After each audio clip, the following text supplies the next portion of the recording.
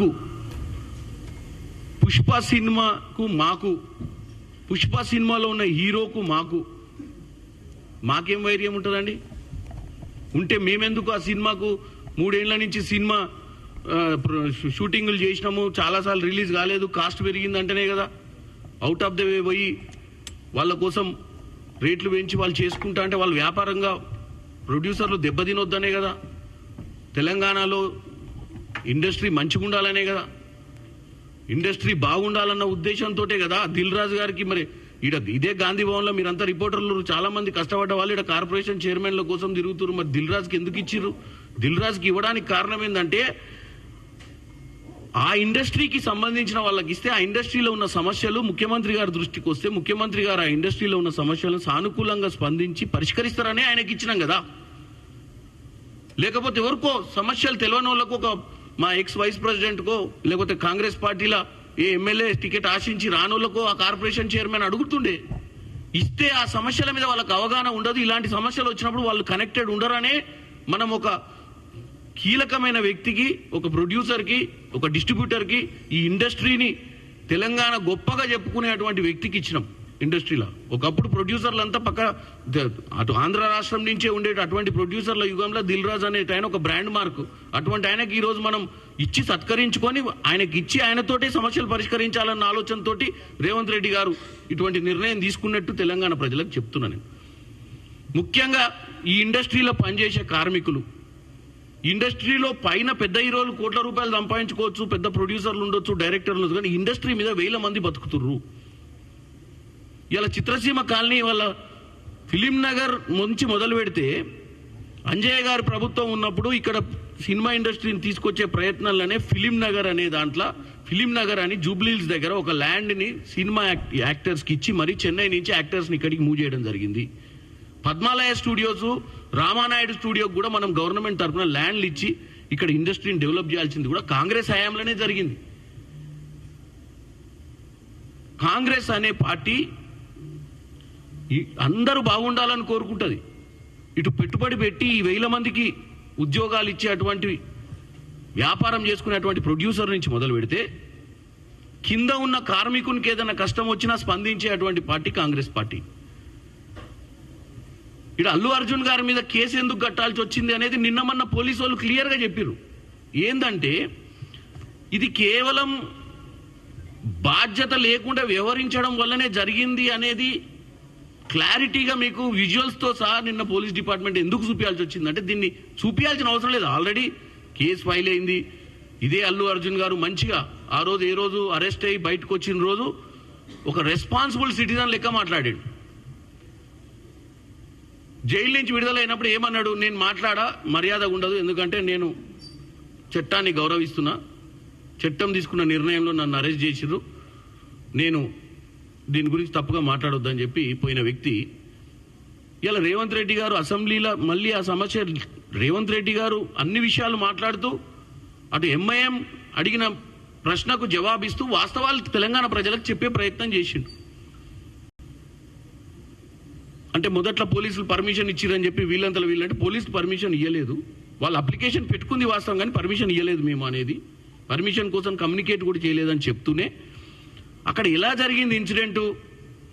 ఆ ఇన్సిడెంట్ జరిగినప్పుడు అల్లు అర్జున్ గారే బేసిక్గా ఏంటంటే ఆయన సెకండ్ టైం ఎప్పుడైతే మొన్న 21వ తారీఖు నాడు రేవంత్ రెడ్డి గారు ఎప్పుడైతే అసెంబ్లీలో మాట్లాడిరో, అసెంబ్లీలో మాట్లాడిన తర్వాత రేవంత్ రెడ్డి గారు ఏమన్నారు? మేమే వీళ్లకు ప్రమోషన్స్ కోసము స్పెషల్ షోలు వేసుకొని పర్మిషన్లు ఇచ్చి వాళ్ళ ఇండస్ట్రీని కాపాడే ప్రయత్నం చేస్తున్నాం. ఇటువంటివి చేస్తే ఇక నుంచి నేను ఉన్న రూల్ స్పెషల్ షో పర్మిషన్లు కూడా ఇయ్యనని చెప్పడానికి కారణం ఏంది?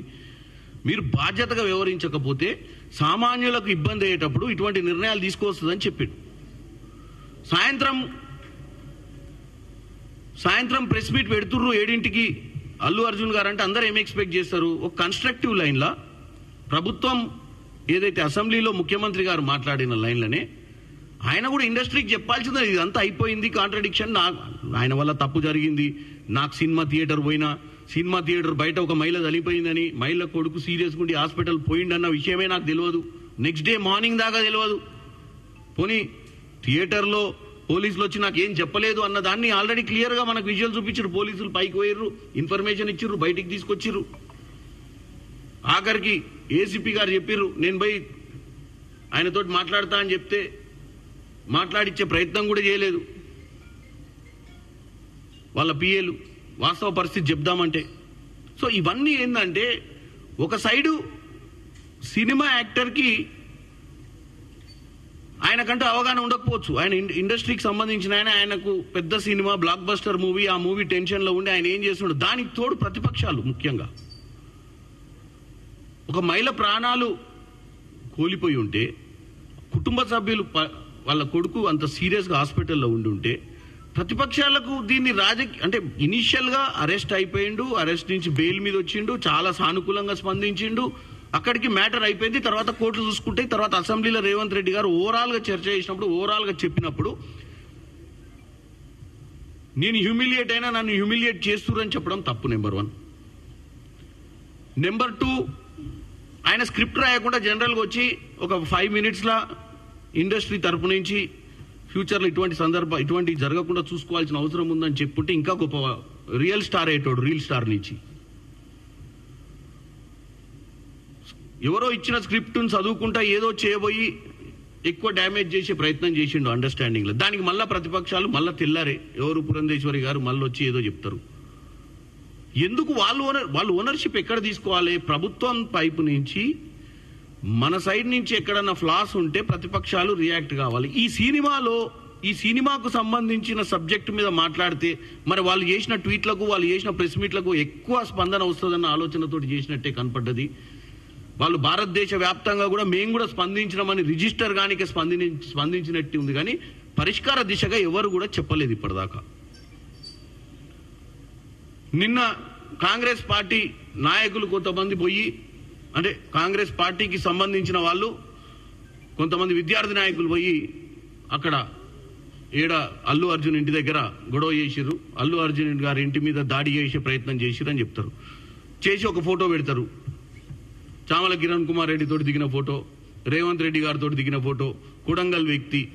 నేను ఒకటే చెప్తున్నా అండి, ఇందాక ప్రెస్ మిత్రులు అడిగినట్టు దీంట్లో అందరూ మీ వాళ్ళు కూడా కొంతమంది పోర్షన్లు వేస్తున్నారు. మా వాళ్ళు, అవతల వాళ్ళు, యువతల వాళ్ళు కొంతమంది ఏంటంటే ఓవర్ ఎగ్జైట్మెంట్ తోటి. నేను ఇప్పుడు ఒకటే చెప్తున్నా, దాంట్లో ఉన్న వ్యక్తులు నిన్ననే అరెస్ట్ చేయబడ్డారు, కానీ ఇలా పొద్దున పురంధేశ్వరి ఎవరిని అరెస్ట్ చేయలేదు. పురంధేశ్వరి గారు వచ్చి అసలు అరెస్టులు కూడా కాలేదన్నారు. ఇగో ఛార్జ్ షీట్. అంటే నేను చెప్పేది మా ప్రభుత్వం సైడ్ నుంచి విత్ ఇన్ అవర్స్ లా వాళ్ళు ఎవరన్నా ఉండని అండి, వాడు ఎవడన్నా ఓవర్ ఎగ్జైట్మెంట్ ఫెల్లో ఉంటాడు. వాడు ఏ పార్టీలో ఉండు, కాంగ్రెస్ పార్టీలో ఉన్న 4 ఫోటోలు రిలీజ్ చేసి కాంగ్రెస్ పార్టీకి సంబంధం ఉన్న వ్యక్తులని చెప్పేసి ఒక ప్రెస్ లో చెప్పేస్తే ఇక కాంగ్రెస్ పార్టీ మీద మనం బురద తల్లినట్టే అనుకుంటే అది వాళ్ళ తప్పు. ఇవాళ ఒక పెద్ద సంస్థల 500 మంది ఉద్యోగాలు చేస్తే ఆ ఉద్యోగం చేసేటోడు ఎవడన్నా పోయి ఎక్కడన్నా రోడ్ యాక్సిడెంట్ చేస్తే ఆ ఉద్యోగంలో ఆ కంపెనీ నడిపేటోళ్ళు ప్రోత్సహించో, లేకపోతే అక్కడెక్కడ యాక్సిడెంట్ ఎవరైనా చచ్చిపోతే కంపెనీకి సంబంధం ఉండదు. అట్నే కాంగ్రెస్ పార్టీలో లక్షల మంది పనిచేస్తుంటారు. మరి అదే వ్యక్తి మరి ఇప్పుడు ఈ ఫోటో చూడండి, అదే వ్యక్తి ఇడుండు, మరి ఇదే వ్యక్తి వాళ్ళు ట్యాగ్ చేసే ఫొటోస్లలో. నేను అనేది ఏంటంటే మనం 24 గంటలు రాజకీయమే చేద్దామంటే రాజకీయమే మాట్లాడుకోవచ్చు. ఇక్కడ ప్రెస్ మీట్లు పెట్టి కాంగ్రెస్ పార్టీ ఇండస్ట్రీకి వ్యతిరేకం కాదు. కాంగ్రెస్ పార్టీకి కానీ ప్రభుత్వానికి కానీ ముఖ్యమంత్రి గారికి కానీ ఏం సంబంధం ఉంటుంది అల్లు అర్జున్ ఇంటి దగ్గర పోయి ధర్నా చేయమని? ఎవరని చెప్తారా? ఆల్రెడీ సబ్జెక్టు డిస్కషన్ అయిపోయింది, కోర్టులో ఉంది మ్యాటరు. ఎవరో 4 పిల్లలు వాళ్ళు ఏం అజెండాతోటి పోయిర్రు, వాళ్ళకు కూడా స్పేస్ కావాలని పోయిర్రా? ఎందుకంటే వాళ్ళు పోయి ఎక్కువ డబ్బులు చచ్చిపోయిన వారికి ఎక్కువ కాంపన్సేషన్ ఇప్పియాలన్న ఆలోచనతో పోయినట్టు పేపర్లు చదివిన. వాళ్ళ అజెండా ఏందో తెలియదు, వాళ్ళని తీసుకొచ్చి ప్రొవోక్ చేసి పంపించింది. ఎందుకు పంపిస్తామండి మా ప్రభుత్వంలో? మాకేం ఇంపార్టెన్స్ వస్తుంది అది చేస్తే? ఒక్కసారి ఆలోచించండి. నేను అనేది ఏం ఇంపార్టెన్స్ వస్తుంది? ఆల్రెడీ కేసు ఫైల్ అయింది, ఆల్రెడీ చర్చ నడుస్తుంది, ఆల్రెడీ ప్రతిపక్షాలు దీన్ని తప్పుతో పట్టించినప్పుడల్లా నాలాంటి వాళ్ళు ఎవరో వచ్చి మళ్ళీ క్లారిఫికేషన్ ఇస్తున్నాము. ఇండస్ట్రీలో ఉన్న వాళ్ళందరికీ తెలంగాణ అనేది హైదరాబాద్లో కాంగ్రెస్ పార్టీ ఇండస్ట్రీకి చాలా ఫేవరబుల్గా ఉంది. మీ అందరికీ మంచి జరగాలి, మీ అందరికీ మంచి భవిష్యత్తు ఉండాలి, మంచి సినిమాలు ఇంకా తీయాలి, మంచి పేరు రావాలని కోరుకుంటోళ్ళమే తప్ప ఇట్లాంటి ఇన్సిడెంట్ ఇది ఇన్సిడెంట్ అయింది కాబట్టే కదా ఈ 10-15 రోజుల నుంచి 20 రోజుల నుంచి ఈ చర్చ నడుస్తుంది. వాళ్ళకి ఇవాళ 19 రోజులు నేను అందుకే కన్స్ట్రక్టివ్గా మాట్లాడుతున్నా. నేను చెప్పేది ఏంటంటే మా ప్రభుత్వం ఎవరి మీద కక్ష సాధింపు చర్య లేదు. మా ప్రభుత్వానికి మంచి పాలన అందియాలని ఉంది. మా ప్రభుత్వంలో ఈ తప్పిదం వల్ల ఒక మహిళ ప్రాణాలు కోల్పోయిన మహిళ గురించి పట్టించుకున్న వాళ్ళు లేరని మేము స్పందించినాం 1-2 సార్లు. అందరం కూడా ఇవాళ మరి వీళ్ళందరూ మాట్లాడుతున్నారు ప్రధానమంత్రి నిధి నుంచి సీఎం రిలీఫ్ ఫండ్ ఎట్లుంటుందో పీఎం రిలీఫ్ ఫండ్ కూడా ఉంటుంది కదా. మరి బండి సంజయ్ గారు, పురంధేశ్వరి గారు వీళ్ళందరూ కలిసి పీఎం రిలీఫ్ నుంచి ఈ రోజన్నా స్పందించిర్రా 1 కోటి రూపాయలు ఆ మహిళకి ఇప్పిస్తామని? మా ప్రధానమంత్రి నిధుల నుంచి